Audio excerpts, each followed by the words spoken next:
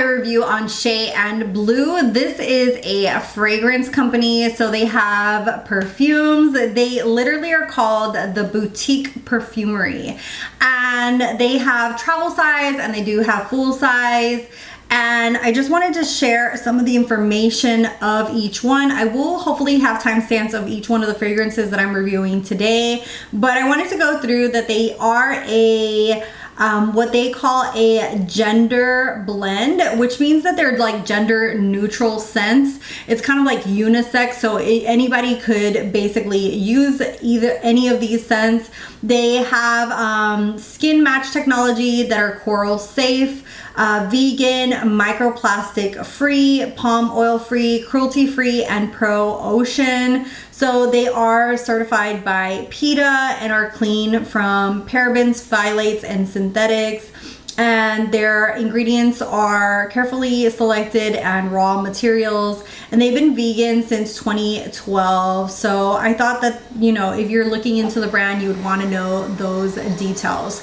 So let's go ahead and get into the scents. I kind of picked a little bit of everything. They allowed me to pick 3 scents, and I got the little travel size. I will say compared to other travel size, these are smaller. It still has the 10 ml that most travel size are. Usually most travel size are between like 8 to 12 ml depending.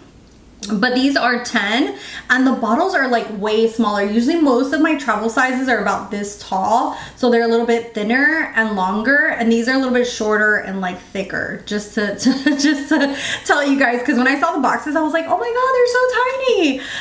But the scents that I have and I'm gonna be reviewing today are Salt Caramel, Lilacs and Gooseberries, and Melrose Apple Blossom. So I'm gonna get into the notes. I'm going to start off with Salt Caramel, and for Salt Caramel we have the main notes are sea salt, caramel, tonka, vanilla, and sandalwood.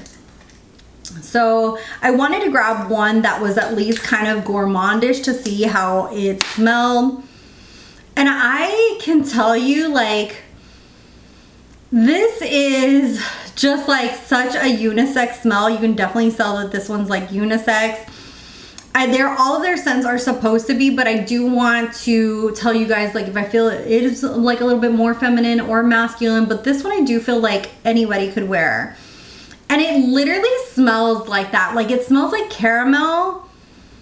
Like that like when you open a package of sea salt caramel, that's what it smells like to me. It's so yummy. But then you also get that tonka and almost like, was it, let me make sure. Yeah, the sandalwood. So it does have a little bit of that masculinity with the sandalwood and the tonka, but it's still that gourmand, like sea salt caramel type of vibe to it. So I think that this is going to be a very unique scent. I can see myself mixing this in with like milky sprays and some of my other perfumes that are caramel based. But this is really, really nice. It even like gives like that cozy, warm type of vibe to it as well. So really, really nice. And this is what the bottles look like. They don't have any kind of, like, it says the name, but it doesn't like specify like their bottles are like a certain platform, and then it just has the names on them. So they don't have like, you know, they're not like these super fancy bottles, so they're more of that simplistic type of feel to them. The next scent that we're gonna review is the Melrose Apple Blossom, and this one right here I already kind of sprayed, but let's go ahead and read you guys the notes. So the notes on this one are apple blossom, caramel, bamboo, and amber. I feel like this gives me like those clean, like fresh kind of vibes. If you like Marc Jacobs Daisy, that type of vibe, I think that you would really like this one. I feel like I thought it was gonna be more gourmand because of the apple blossom and caramel, but it's actually giving just like very clean vibes to me. Yeah, it almost leans like just a tiny bit more masculine. I can see myself using this, but I can also really see my husband using this as well. So really, really nice, clean, like fresh type of scent to it. I don't know, it kind of smells like a little bit floral. I don't really pick up like a lot of the notes of what is actually in there. It kind of just smells like that type of like clinging masculine like kind of scent. A really nice. So far I really like their vibe. And another thing is that when you're going through their website, it actually has like a button where you can say like, you'll like this if.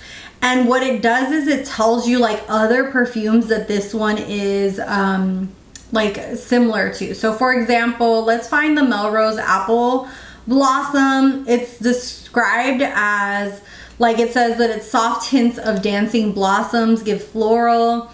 Then it has the salted toffee apple for sweetness, and then a cool chilled amber for the base. So it says you'll love this if you like, and it says Dior J'adore, Dolce & Gabbana Light Blue. That's what it really reminds me of. It smells like Dolce & Gabbana Light Blue, Marc Jacobs Perfect, the Marc Jacobs Daisy, which is what it reminded me of. So it has like that really nice, clean type of floral scent to it. So really nice. Last, we're going to get into one of their best sellers, so I had to pick it up. This is the Lilacs and Gooseberries. I don't know if Gooseberries is a real thing. I'm thinking it is because I don't know why. It kind of reminds me of like Willy Wonka when they're like, the snozberries taste like snozberries. But the notes on here are lilac, gooseberry, and amber. Let's go ahead and look on the website and see what this reminds me of, because let me tell you, when I got this package, the first one that I smelled was this, and I was blown away by it. It just threw me for a loop. It is such a gorgeous scent. And this one, ooh, no wonder. This is supposed to be very similar to Gucci Guilty, Dior Miss Dior. What else is a popular one in here? Coco Chanel Mademoiselle, and Armani C.